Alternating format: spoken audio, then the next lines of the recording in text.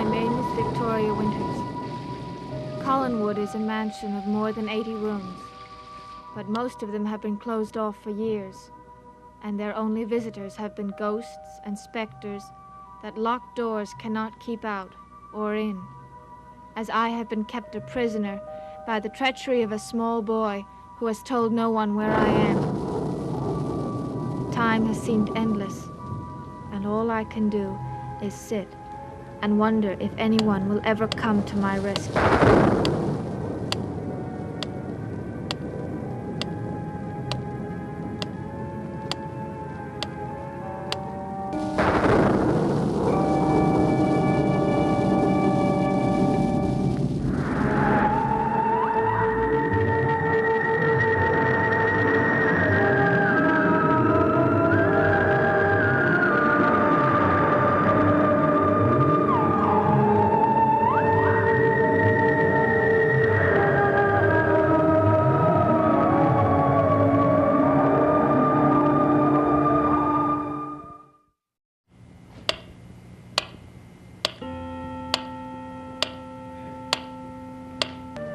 Oh, kitten! What kept you out so late on a night like this? Not fit for man nor beast, but kittens love it. Your mother was worried. She was about to send a posse out to search for you. Oh, she never would have found me. Well, are you as clever at hiding as Vicky is? Vicky? What do you mean? Well, she wasn't here for dinner and no one's seen her around anywhere. That's funny. I wonder where she could be. What about that artist friend? Do you think she might be visiting Evans's house? No, that's one place I'm positive she would not be tonight. Well, why? Why is tonight so special? I believe Maggie Evans had other plans for this evening. Oh, you sound a little vehement. Why shouldn't I be? Unless I am very much mistaken, she's busy right now entertaining a certain person who used to be a friend of mine. Oh, and may one inquire as to the identity of this ex-friend? Joe Haskell. That's who.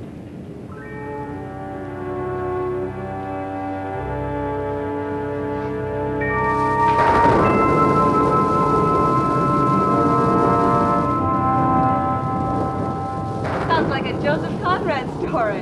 How'd you get back, Joe? Well, we didn't. Not that night. See, they cut the engines off and we just drifted. Some of us sang songs, and the old men told their favorite stories. Of course, everybody had heard them 100 times, except me. Oh, I wish I'd been there. And then we all realized that the silence had sort of crept up on us. The sea was calm again. It was starting to get light. And so with the sun rising, of course, we got our bearings back and returned to port about, 5 in the afternoon. It had been quite a night. What a great adventure. Hey, how about another cup of coffee? Oh, sounds great. You know, Joe, we do have one thing in common. Well, what's that? Boats. Boats? What does a girl know about boats? If I even start to talk to Carolyn about them, she gets seasick. Well, try me. All right. Why is a boat always called a she? Oh, Joe, that's easy. Because we're so unpredictable. It's like hurricanes. You never know which way we're going to turn.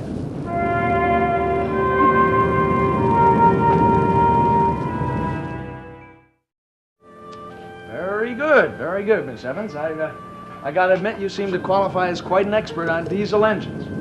But now we get to something a little bit more difficult. Okay, proceed, Professor. Describe to me, if you can, the rigging of a schooner's sails. Well, first of all, the inner and outer jibs are sometimes fitted instead of a single jib. In that case, we have 1 flying jib, 2 jib, 3 forestaysail, 4 foresail, 4 gaff topsail, 6 main topmast staysail, 7 mainsail, 8 main gaff topsail. That's right. Did I leave anything out? Well, I don't know. To be sure, I'd have to look it up myself. Oh. Joe, what about your boat? The one you want to buy? Oh, well, most of the time I think that's just a dream of mine. It's another year and a half yet before I'll even be able to make the down payment. Year and a half? I thought you were going into partnership with someone to get the boat. Yeah, but that fell through. You know, sometimes I could just kick my pop in the pants. What's your father got to do with it? Nothing. That's why I could kick him in the pants. You see, about 10 years ago, Pop sold a bunch of paintings for $15,000. 15,000? He blew every cent of it. But just think, if he'd saved even a part of that money, then we could have gone into partnership with you. Well, I gotta admit, you're a lot prettier than my ex-partner. You know what I'm gonna do? I mean, just because of what Pop did, I'm gonna snitch some of that fine old brandy he's been saving and lace this coffee the way it should be laced. That is, if you'll join me. Oh, I'll join you, all right. There's only one small problem. What's that? What'll you do with a drunken sailor? What'll you do with a drunken sailor? What'll you do with a drunken sailor early in the morning?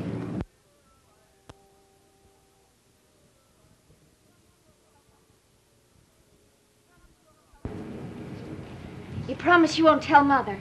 Well, I promise with reservations. Because I was with Burke tonight. How did you run into Burke? Well, I went into the Blue Whale looking for a little excitement. And there he was, sitting and drinking with Sam Evans. Burke was with Sam Evans? Uh-huh. I couldn't have been more surprised. And I couldn't be more surprised at your learning that you were with Burke. You know how he hates us? I don't think he hates me. You say that you care for me, and yet you make every effort to be friendly with the very man who's sworn he's out to destroy me. Uncle Roger Burke was entirely different this evening. He was friendly with everybody, especially Sam Evans. I can imagine. Did you by any chance find out how they got so friendly? They just said that this was one night when no man had any enemies. Everybody was friends. What a shame that I wasn't invited to your little party. They were singing in memory of a good friend whose ghost was seeking vengeance. Bill Malloy. Did they elaborate on this theory of this ghost seeking vengeance? No. But Burke did ask me why Vicky hadn't come along, and that's how I know he hasn't seen her. Yes, and that brings us back to the mystery of Miss Vicky Winters. What in the world do you suppose has happened to her? I haven't the faintest. It's odd, isn't it? She really came to us out of nowhere. Uncle Roger, she came to us from that foundling home she worked in. You know that. Well, but neither she nor they knew who she really was. And so, as I say, she came to us from nowhere, and now it seems as though she's disappeared into nowhere.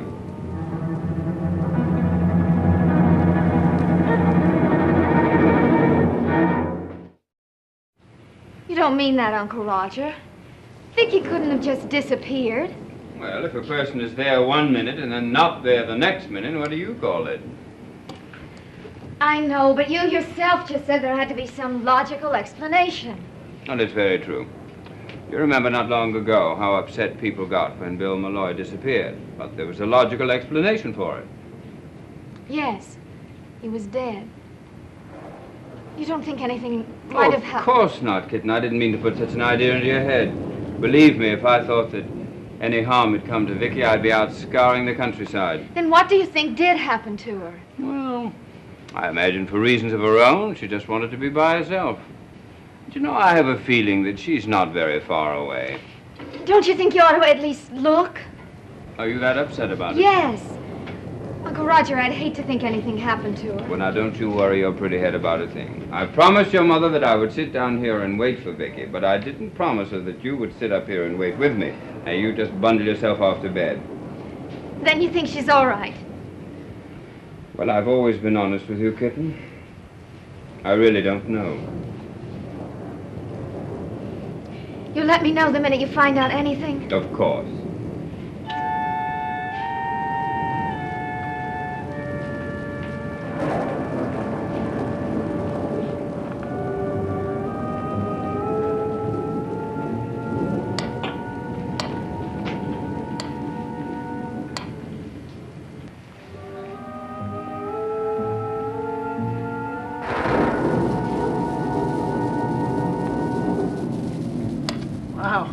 Where'd the time ever get to?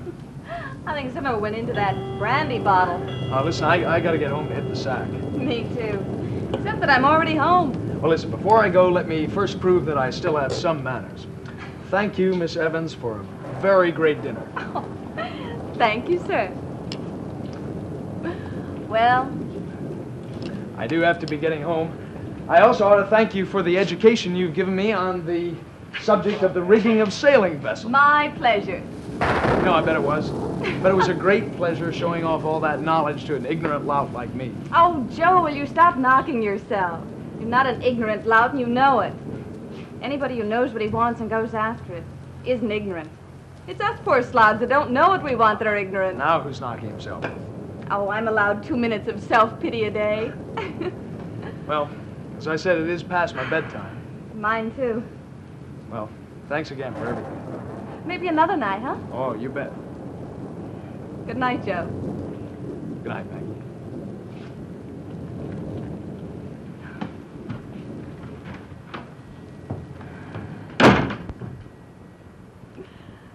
Good night, pal.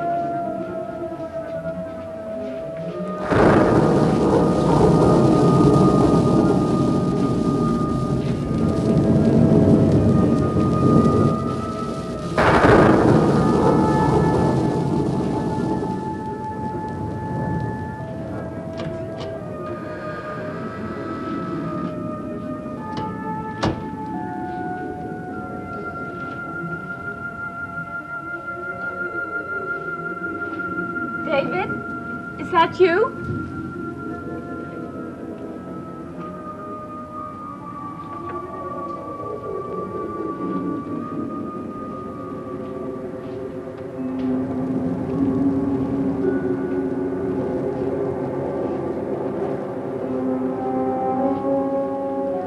David?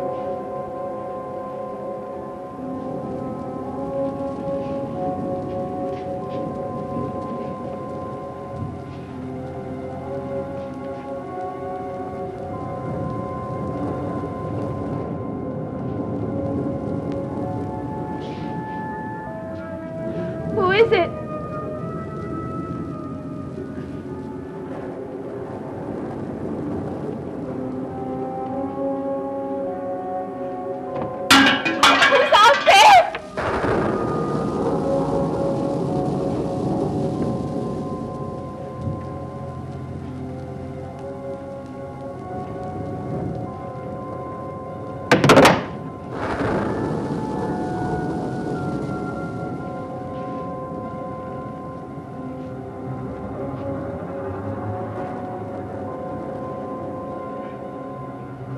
Victoria Winters, leave Collinwood.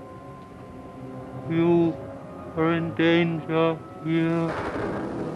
Go home. Go home. Who is it?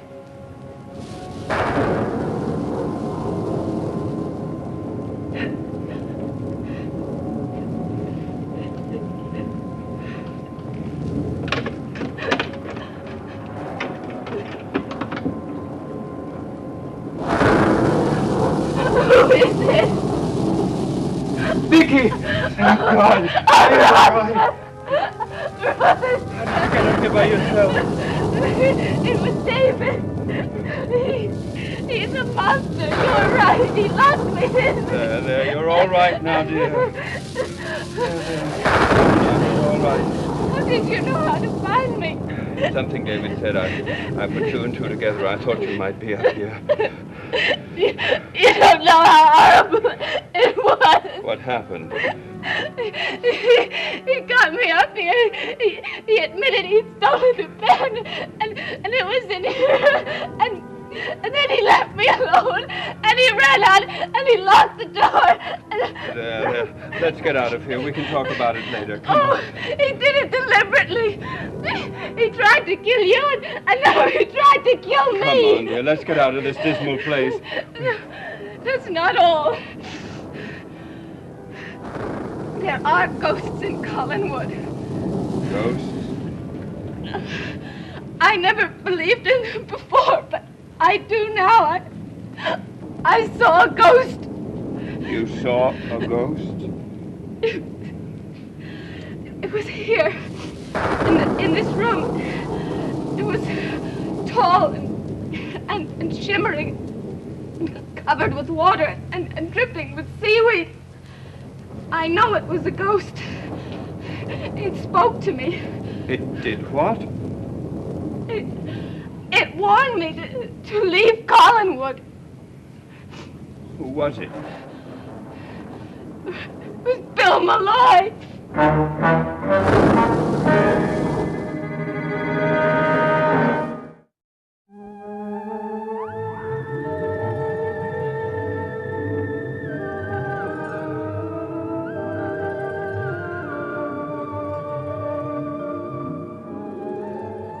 Tony Bennett stars in his first TV special, a one-man show with 60 minutes of songs as only Tony can sing them. Be watching tomorrow night at 10, 9 o'clock Central Time, in color on ABC.